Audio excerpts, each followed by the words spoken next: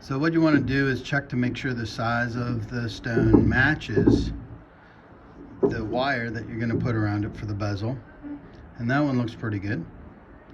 So I will mark it. I'm going to use a real tiny pen or a scratching tool so that I'll be able to see my mark after I take the stone out.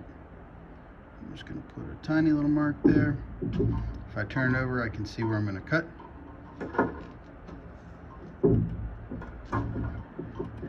And I'm just going to use my scissors, and I will try to cut a straight line that provides a parallel cut to the existing line that's already there from the other side of this. So when we put the stone in, we want these two sides to match up perfectly. So I cut it. I can put my stone back in. And I'm going to check it one more time.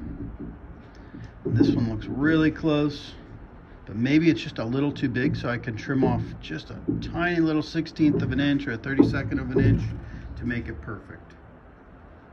Let's see here. Just a little bit off. And I'd much rather have it to be big than too small.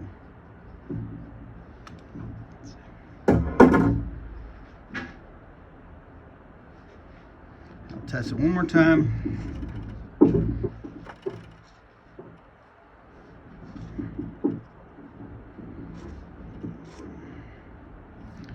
And I would say that's excellent. So here's my cutout piece that I'm going to be putting the stone in. And as you can see, I put a small hole at the top so I can put a chain through this and I can make it wearable. And I'm also going to add a hole in the center. And this does two things. If I put a hole somewhere right about here,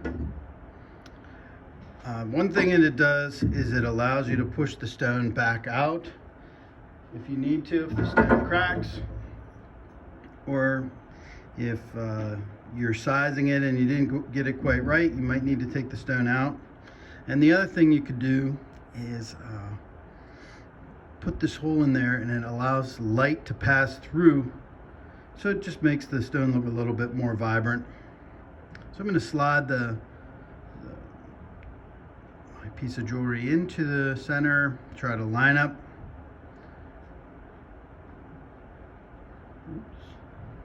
And I'll line up my hole punch with that hole. You can kind of see it matches. And I will turn it, tighten it down. When it becomes looser, then I'll know it's through and I can back it up.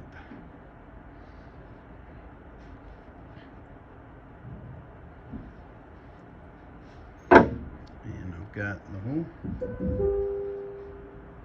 Looks pretty good.